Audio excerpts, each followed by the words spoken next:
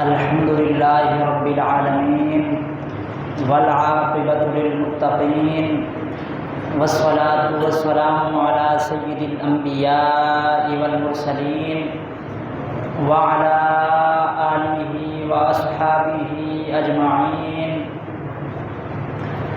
اما بعد فاعوذ باللہ من الشیطان الرجیم، بسم اللہ الرحمن الرحیم۔ الاخلاء یومئذ بعضهم لبعض عدو الا المتقین، صدق اللہ العظیم۔ ان اللہ وملائکتہ یصلون علی النبی یا ایھا الذین آمنوا صلوا علیہ وسلموا تسلیما۔ اللہم صل علی سیدنا و مولانا محمد وعلی آل سیدنا و مولانا محمد وبارک وسلم۔ مولایا صل وسلم دائما ابدا علی حبیبک خیر الخلق کلہم، منزہ عن شریک فی محاسنہ، فجوہر الحسن فیہ غیر منقسم۔ اللہ تبارک و تعالی جل جلالہ و عم نوالہ کی حمد و ثنا اور حضور سرور کونین سید الانبیاء امام الانبیاء احمد مجتبیٰ جناب محمد مصطفیٰ صلی اللہ علیہ وسلم کے دربار گوہربار میں ہدیہ درود و سلام عرض کرنے کے بعد دعا ہے رب کائنات ہم سب کا یہاں مل بیٹھنا اپنی بارگاہ میں قبول و منظور فرمائے۔ آج کے اس جمعۃ المبارک کے موقع پر آپ کے سامنے جس موضوع پر گفتگو کرنی ہے اس موضوع کا عنوان ہے دوستی کا معیار تقویٰ ہے۔ دعا ہے رب کائنات مجھے حق اور سچ عرض کرنے کی توفیق عطا فرمائے۔ حاضرین محترم، دین اسلام وہ پیارا اور پاکیزہ مذہب ہے کہ جس نے انسان کی زندگی کے ہر پہلو کو تفصیل کے ساتھ بیان فرمایا ہے، چاہے عبادات کا معاملہ ہو چاہے معاملات کا سلسلہ ہو۔ دین اسلام نے عبادات اور معاملات کی ہر چیز کو مفصل اور واضح طریقے پر بیان فرمایا ہے، اور اگر یوں کہا جائے تو بے جانا ہوگا کہ انسان کی پیدائش سے لے کر انسان کی آخری سانس تک جتنے بھی معاملات اور جتنے بھی مسائل ہیں، اسلام نے ہر مسئلے کو ہر معاملے کو مفصل طریقے پر بیان فرما دیا ہے۔ اور اگر کوئی بندہ اسلام کے اصولوں کے مطابق زندگی گزارے، اسلام کے بتائے ہوئے طریقوں کے مطابق زندگی گزارے، تو اگر اسلام کے طریقوں پر زندگی گزار دیتا ہے تو یقیناً اسلام پر عمل کرنا دنیا اور آخرت دونوں میں اس کی بھلائی کا سبب بن سکتا ہے۔ اسلام واحد مذہب ہے جس نے تمام چیزوں کو مفصل بیان فرمایا ہے، اور اسلام اپنے ماننے والوں کو کسی اور طرف دیکھنے کی بھی اجازت نہیں دیتا کہ آج کوئی بندہ یہ کہنے لگ جائے کہ جہاں سے بھی جو چیز اچھی ملتی ہے لے لینی چاہیے، تو اسلام اس چیز کی بھی اجازت نہیں دیتا۔ کیوں کہ کون سی اچھی چیز ہے جو اسلام نے بیان نہیں کی؟ ہر اچھی چیز اسلام نے بیان کر دی ہے، لہذا اسلام اپنے ماننے والوں کو کسی اور طرف جانے کی اجازت نہیں دیتا۔ اسی لیے قرآن کریم میں ارشاد فرمایا یا ایھا الذین آمنوا ادخلوا فی السلم کافہ، کہ اے ایمان والو اگر کلمہ پڑھ لیا ہے تو اب پورے اسلام میں داخل ہو جاؤ۔ جب کلمہ پڑھ لیا ہے تو اب کسی اور جانب دیکھنے کی بھی شریعت اجازت نہیں دیتی۔ جب کلمہ پڑھ لیا ہے تو اب پورے اسلام میں داخل ہو جاؤ۔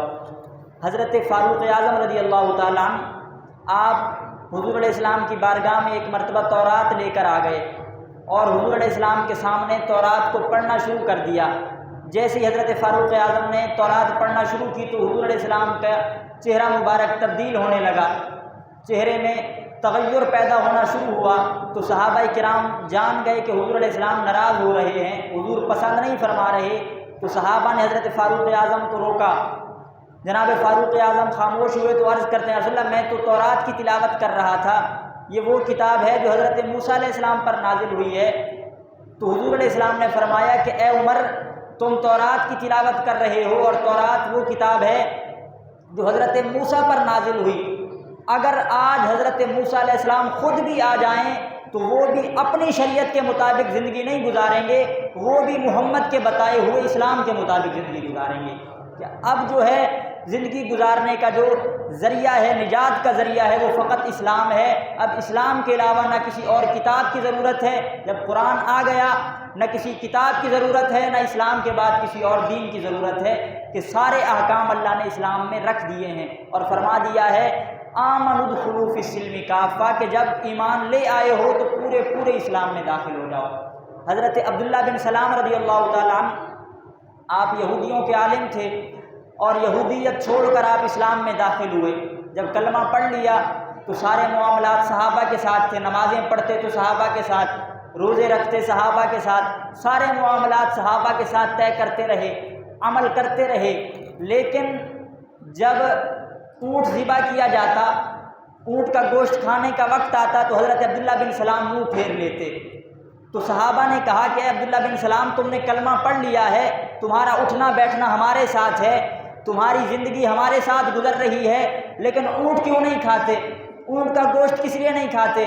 تو حضرت عبداللہ بن سلام فرماتے ہیں کہ دراصل میں یہودیت چھوڑ کر اسلام میں آیا ہوں، اور حضرت موسیٰ علیہ السلام کے دین میں اونٹ کا گوشت کھانا حرام ہے، وہاں اونٹ کے گوشت کو حرام قرار دیا ہے، اسلام اجازت دیتا ہے، اسلام کے اندر کوئی اونٹ کا گوشت کھانا فرض نہیں۔ ممکن ہے آپ میں سے کئی لوگ ہوں جنہوں نے ابھی تک اونٹ کا گوشت نہ کھایا ہو، تو کیونکہ یہ فرض نہیں، ہاں لیکن حرام نہیں ہے، کھانا چاہے تو بندہ کھا سکتا ہے، لیکن یہودیت میں حرام ہے۔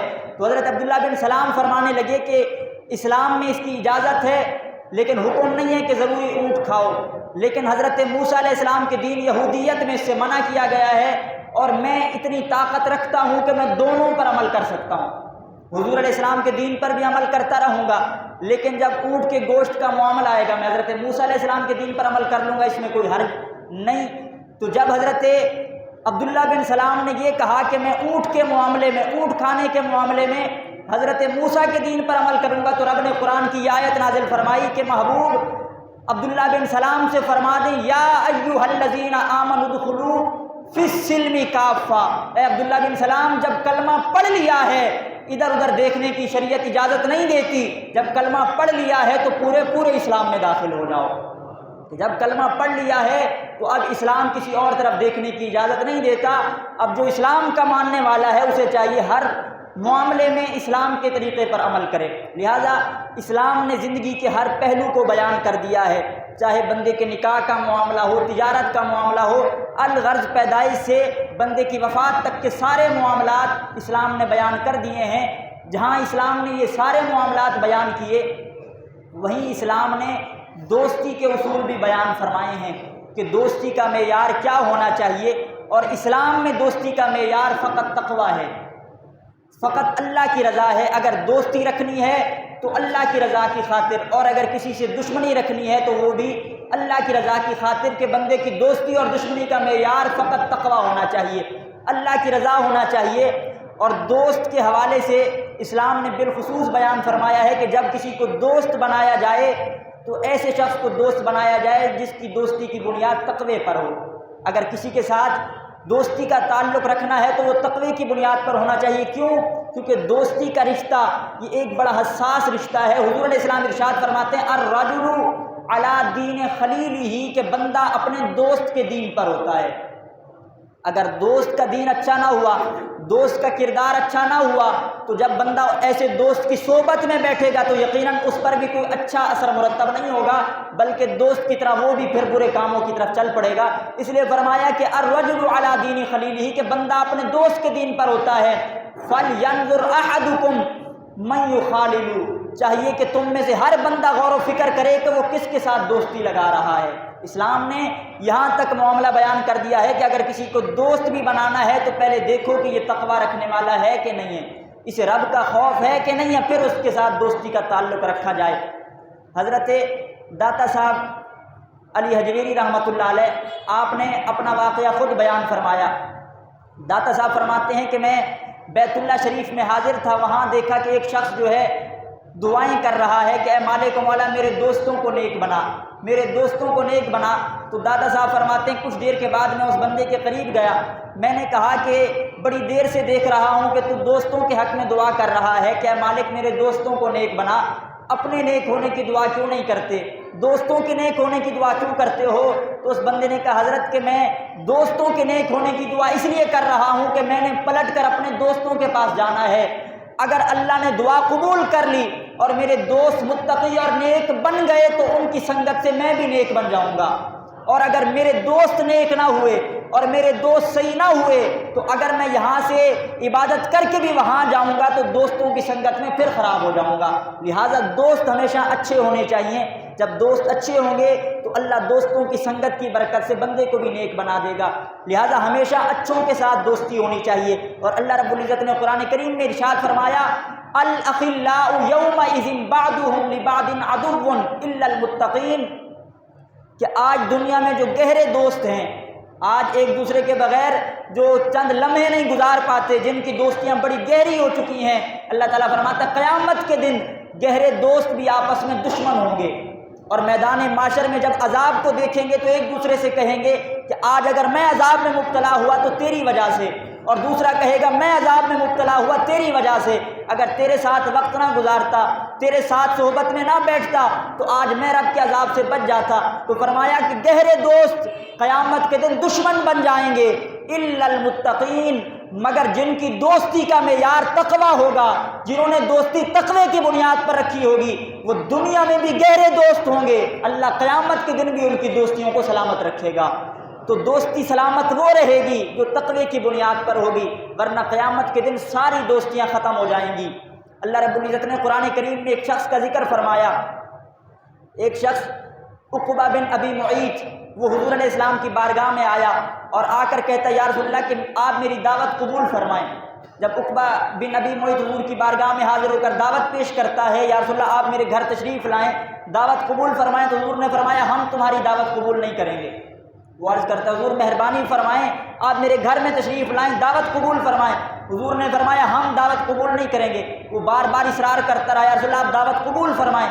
دراصل عقبہ بن ابی معیط یہ بڑا سخی شخص تھا اور بڑا مہمان نواز تھا، ہر بندہ اس کے دسترخوان پر آتا اور یہ مہمانوں کو بلایا کرتا، تو اس نے سوچا کہ ہر بندہ تو یہاں آتا ہے، مکے کا ہر شخص میرے دسترخوان پر آتا ہے، لیکن آج تک وہ میرے دسترخوان پر نہیں آئے جن کو پورا مکہ صادق بھی کہتا ہے، امین بھی کہتا ہے، ہر بندہ تو یہاں آیا ہے، محبوب مکرم نہیں آئے۔ وہ حضور کی بارگاہ میں حاضر ہوا یا رسول اللہ آپ تشریف لے چلیں، حضور نے منع فرما دیا کہ میں نہیں آ سکتا۔ جب بار بار اصرار کیا تو حضور نے فرمایا کہ تم کلمہ پڑھ لو، ہم تمہاری دعوت قبول کر لیں گے۔ اگر ہمیں دعوت کرنا چاہتے ہو، گھر بلانا چاہتے ہو تو پھر کلمہ پڑھ لو، اسلام قبول کر لو۔ جب حضور نے اصرار کیا کہ اگر ہمیں دعوت پر بلانا چاہتے ہو تو پھر کلمہ پڑھو، اس نے کہا جی اگر یہی آپ کی شرط ہے تو میں آپ کا کلمہ پڑھنے کو تیار ہوں۔ وہیں عقبہ ابن ابی معیط اس نے کلمہ پڑھا اور کلمہ پڑھ کر مسلمان ہو گیا۔ اب مسلمان ہو گیا، حضور علیہ السلام تشریف لے گئے، حضور علیہ السلام نے اس کی دعوت کو قبول فرمایا۔ جب دعوت ہو گئی، حضور علیہ السلام وہاں سے تشریف لے گئے تو امیہ بن خلف آیا۔ امیہ بن خلف جو حضرت بلال حبشی کو تکلیفیں دیا کرتا تھا، اذیتیں دیا کرتا تھا، امیہ بن خلف اور عقبہ بن ابی معیط کے درمیان بڑی گہری دوستی تھی، دونوں کا بڑا یارانہ تھا۔ تو امیہ بن خلف نے کہا کہ اے عقبہ تو نے اچھا نہیں کیا، تو نے کلمہ پڑھ لیا ہے، مسلمان ہو گیا ہے۔ اس نے کہا جی کہ حضور علیہ السلام نے میری دعوت قبول نہیں کی، میں نے حضور کو راضی کرنے کے لیے کلمہ پڑھ لیا ہے۔ تو امیہ بن خلف نے کہا کہ اب میری اور تیری دوستی ختم ہے، آج سے ہم دونوں ساتھ نہیں رہیں گے، اگر مجھے دوست بنانا چاہتا ہے، میرے ساتھ دوستی رکھنا چاہتا ہے تو پھر آج کلمہ چھوڑنا پڑے گا، اگر کلمہ نہیں چھوڑے گا تو پھر ہمارا دوستانہ ختم ہو جائے گا۔ اب عقبہ بن ابی معیط نے فقط اپنی دوستی بچانے کی خاطر اسلام چھوڑ دیا، امیہ بن خلف کو راضی کرنے کے لیے اسلام چھوڑا۔ رب کائنات نے قرآن کی آیت نازل فرمائی کہ جب یہ عقبہ بن ابی معیط قیامت کے میدان میں آئے گا تو کیسے آئے گا؟ رب کائنات فرماتا ہے یوم یعض الظالم علی یدیہ، یقول یا لیتنی اتخذت مع الرسول سبیلا۔ رب کائنات فرماتے جب یہ قیامت کے میدان میں آئے گا اپنے ہاتھوں کو کاٹ رہا ہوگا اور کاٹتے ہوئے کہے گا کاش امیہ بن خلف کو چھوڑ کر میں نے محمد سے دوستی لگا لی ہوتی، کاش کہ میں نے امیہ بن خلف کو چھوڑ دیا ہوتا اور اپنی دوستی حضور سے لگائی ہوتی۔ یا ویلتا لیتنی لم اتخذ فلانا خلیلا، ہائے افسوس کہ میں نے امیہ بن خلف کو دوست کیوں بنایا تھا۔ وہ قیامت کے دن حسرت کرے گا کہ اگر میں نے برے شخص کو دوست نہ بنایا ہوتا تو میرے ہاتھ سے کبھی اسلام کا دامن نہ چھوٹتا، اگر اسلام پر موت آتی رب کائنات قبر کو بھی آسان فرما دیتا، حشر کو بھی آسان فرما دیتا۔ تو دوستی کا معیار ہمیشہ تقویٰ ہونا چاہیے۔ جب دوستی تقوی سے ہٹ جاتی ہے، نفسانی خواہشات کی بنیاد پر، دنیاوی معاملات کی بنیاد پر ہوتی ہے، دنیا میں تو شاید وہ دوستی کسی فائدے کا باعث بن جائے لیکن قیامت میں فقط اس کے نقصان ہی نقصان ہوتے ہیں۔ اس لیے فرمایا گیا کہ گہرے دوست بھی قیامت کے دن دشمن بن جائیں گے، لیکن اگر دوستی کام آئے گی تو متقی لوگوں کی دوستی کام آئے گی۔ لہٰذا دوستی کا معیار تقویٰ ہونا چاہیے۔ ایک حدیث پاک آپ کے سامنے عرض کرتا ہوں کہ نیک لوگوں کی دوستی کس قدر کام آتی ہے۔ حضور علیہ السلام ارشاد فرماتے ہیں کہ قیامت کے دن اللہ رب العزت کچھ لوگوں کو کہے گا کہ جاؤ آج ہم تمہارے لیے جنت کا اعلان کرتے ہیں۔ اب جنت کا اعلان ہو جائے تو بندے کو اور کیا چاہیے؟ ساری زندگی نمازیں، روزے، ان تمام معاملات کا مقصد تو آج جنت کا حصول ہے، اور جب رب کائنات فرما دے جنت میں چلے جاؤ تو بندے کی تو ساری مرادیں پوری ہو گئیں۔ رب کائنات فرمائے گا کہ جاؤ میں اعلان کرتا ہوں جنت میں چلے جاؤ، وہ بندے کہیں گے مالک و مولا اخواننا کانوا یصلون معنا ویصومون معنا، اے مالک ہمارے کچھ دوست ہیں جو ہمارے ساتھ نمازیں پڑھا کرتے تھے، جب ہم گھر سے نماز کے لیے نکلتے تو ساتھ جایا کرتے، جب رمضان میں روزے رکھا کرتے تو سحری افطاری ساتھ کیا کرتے، اے مالک ہمارے کچھ دوست ہیں جو ہمارے ساتھ نمازیں پڑھا کرتے تھے، روزے رکھا کرتے تھے، حج و زکوٰۃ ادا کیا کرتے تھے، اے مالک تو ہمیں تو جنت میں بھیج رہا ہے لیکن ہمارے دوستوں کو تو نے جہنم میں بھیجا ہے، اے مالک جب تک ہم اپنے دوستوں کو ساتھ لے کر نہیں جائیں گے ہم نے جنت میں نہیں جانا، جب تک دوست ساتھ نہیں ہوں گے ہم جنت میں نہیں جائیں گے۔ اب رب کائنات ان سے فرمائے گا کہ فَاذْهَبُوا فَأَخْرِجُوا مَنْ عَرَفْتَهُمْ مِنْهُمْ، جاؤ میں تمہیں اجازت دیتا ہوں تم جسے اپنے دوستوں میں سے پہچانو ہاتھ پکڑو اور اپنے ساتھ جنت میں لے جاؤ، جسے تم پہچان لو آج اپنے ساتھ جنت میں لے کر چلے جاؤ، کیونکہ جب دوستی کا معیار تقویٰ ہوتا ہے، جب دوستی کی بنیاد اللہ اور اس کے رسول کی رضا کی بنیاد پر ہوتی ہے تو پھر یہ دوستیاں قیامت میں بھی کام آتی ہیں۔ کہ رب کائنات فرما رہا ہے اگر یہی تمہارے دوستی کی بنیاد تھی تقویٰ، نمازیں، روزے، تو آج جاؤ اپنے دوستوں کا ہاتھ پکڑو انہیں بھی اپنے ساتھ جنت میں لے کر چلے جاؤ۔ تو نیک لوگوں کی دوستی کام آتی ہے، نیک لوگوں کی محبت، سنگت یہ کام آتی ہے۔ ایک صحابی حضور کی بارگاہ میں حاضر ہوئے، اگر محبت رکھنی ہے تو نیک لوگوں سے رکھی جائے، دوستی رکھنی ہے تو نیک لوگوں سے رکھی جائے۔ ایک صحابی حضور کی بارگاہ میں حاضر ہوئے، عرض کرتے ہیں یا رسول اللہ کہ ارشاد فرمائے قیامت کب آئے گی؟ یا رسول اللہ ارشاد فرمائے قیامت کب آئے گی؟ تو حضور علیہ السلام ارشاد فرماتے ہیں اے قیامت کے بارے میں سوال کرنے والے یہ بتا تو نے قیامت کے لیے کیا تیاری کی ہے، تیرے پاس کیا عمل ہے جو تو قیامت کا سوال کر رہا ہے؟ اگر قیامت کے بارے میں پوچھنا چاہتے ہو تو بتاؤ تم نے کیا تیاری کی ہے؟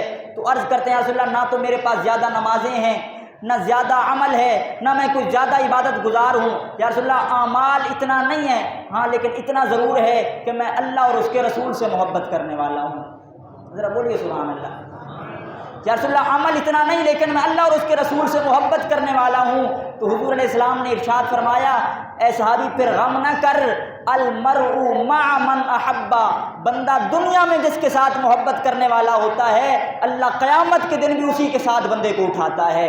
اگر تیری محبت اللہ اور اس کے رسول کے ساتھ ہے تو قیامت میں اللہ تیرا حشر بھی محمد عربی کے ساتھ فرمائے گا۔ اب یہاں حضرت انس رضی اللہ تعالیٰ عنہ کیا فرماتے ہیں؟ حضرت انس یہ حضور علیہ السلام کے خاص صحابی ہیں جنہوں نے 10 سال کا عرصہ حضور کی صحبت میں گزارا ہے۔ حضرت انس وہ شخصیت ہیں، آپ فرماتے ہیں کہ میں نے حضور علیہ السلام کے مبارک ہاتھوں کو چھو کر دیکھا ہے۔ اب یہ جملہ سنیے گا اگر ہو سکے سبحان اللہ کہیے گا کہ اللہ نے محبوب کو کیا شان عطا فرمائی۔ حضرت انس فرماتے ہیں میں نے محبوب مکرم کی بارگاہ میں کچھ وقت گزارا ہے، میں نے حضور کے ہاتھوں کو چھو کر دیکھا ہے۔ فرماتے ہیں خدا کی قسم میں نے دنیا کے مہنگے سے مہنگے ریشم کو چھو کر دیکھا ہے، اللہ نے کسی ریشم میں وہ نرمی نہیں رکھی جو مصطفیٰ کے ہاتھوں میں نرمی رکھی ہے۔ اللہ نے جو نرمی محبوب کے ہاتھوں کو عطا فرمائی ہے وہ نرمی ریشم کو عطا نہیں فرمائی۔ وہ حضرت انس رضی اللہ تعالیٰ عنہ آپ فرماتے ہیں، حضرت انس فرماتے ہیں کہ جب سے ہم نے کلمہ پڑھا تھا، اگر کلمہ پڑھنے کے بعد سب سے زیادہ ہم نے خوشی محسوس کی تھی تو محبوب کا یہ فرمان سن کر خوشی محسوس کی تھی۔ سب سے زیادہ خوشی ہوئی تو کلمہ پڑھنے کی ہوئی تھی، اور کلمہ پڑھنے کے بعد سب سے خوشی تب ہوئی جب محبوب نے فرمایا بندہ جس کے ساتھ محبت کرتا ہے قیامت میں اسی کے ساتھ ہوگا۔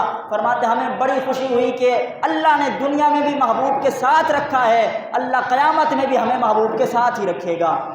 صحابہ کرام فرماتے ہمیں بڑی خوشی ہوئی کہ ہمارا حشر تو محبوب کے ساتھ ہونا ہے۔ تو بندہ جس کے ساتھ محبت کرنے والا ہوتا ہے بندے نے دنیا اور آخرت میں اسی کے ساتھ ہی اٹھایا جانا ہے۔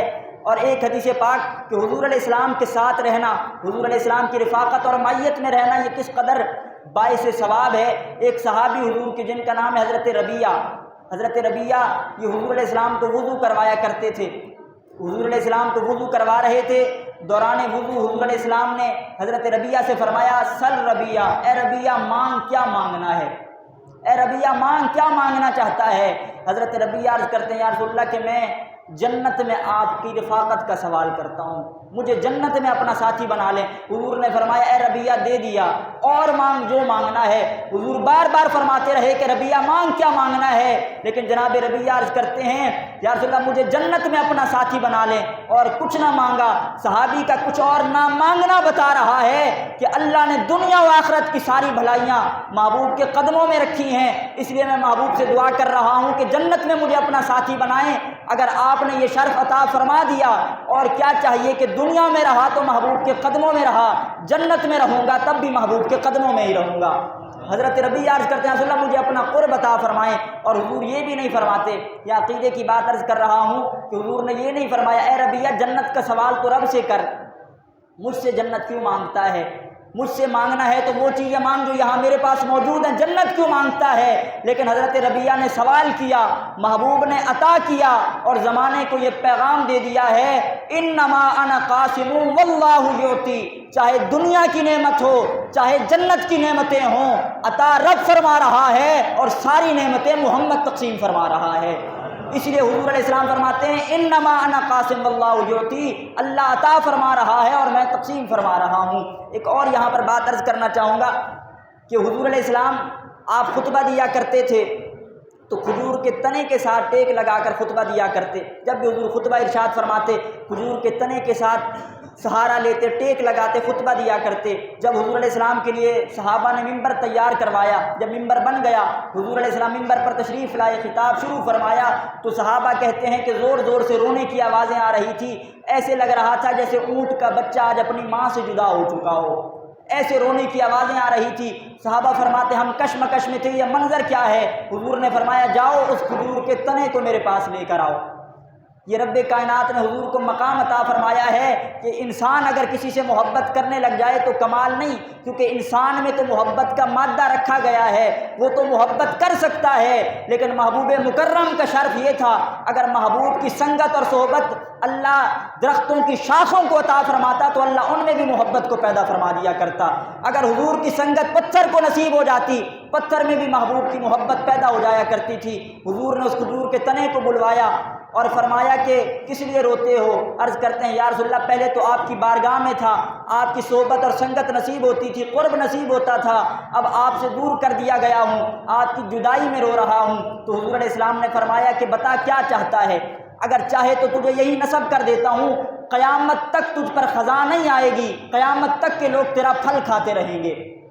اگر کہے تو یہی لگا دیتا ہوں، قیامت تک تیرا پھل کھایا جاتا رہے گا، اور اگر چاہے تو دنیا میں اور اگر چاہے تو جنت میں بھیج دیتا ہوں۔ حضور نے دو اختیار عطا فرمائے، چاہے تو یہیں پر لگا دیتا ہوں، چاہے تو تجھے میں جنت میں بھیج دیتا ہوں۔ دراصل علماء نے لکھا ہے یہ جو شتیر تھا یہ بالکل بے اوقات ہو چکا تھا، اس قدر بے اوقات تھا کہ اس کو چھت میں بھی نصب نہیں کیا جا سکتا تھا، لیکن جب حضور علیہ السلام کی بارگاہ میں آیا اللہ نے کھجور کے تنے کو یہ مقام عطا فرمایا کہ امام بخاری بھی اس کا ذکر کر رہے ہیں، امام جلال الدین سیوطی جیسی شخصیت رو رو کر اس کھجور کے تنے کا ذکر کر رہی ہے۔ حضور نے فرمایا بتا کیا چاہتا ہے؟ اب وہ کھجور کا تنا زبان حال سے کہتا ہے یا رسول اللہ میں جنت میں جانا چاہتا ہوں، میں یہاں نہیں رہنا چاہتا، میں نے جنت میں جانا ہے۔ حضور نے صحابہ کو بلایا، فرمایا اے صحابہ اسے دفن کر دو۔ صحابہ کرام نے اٹھایا اور جنت البقیع کی طرف لے جا رہے تھے۔ اتنے میں محبوب نے فرمایا اسے جنت البقیع میں لے کر نہ جاؤ، جہاں میرے قدم ہیں انہیں میرے قدموں کے نیچے دفن کر دیا جائے۔ فرمایا اسے جنت البقیع میں لے کر نہ جاؤ، اسے یہیں میرے قدموں کے نیچے دفن کرو۔ یہاں اگر آپ غور فرمائیں تو حضور علیہ السلام نے سارے صحابہ کی موجودگی میں زمانے کو یہ پریکٹیکل کر کے بتا دیا، جنت جتنی اونچی کیوں نہ ہو جائے رہے گی مصطفیٰ کے قدموں کے نیچے ہی، کہ اللہ رب العزت نے محبوب مکرم کو جنت عطا فرما دی ہے۔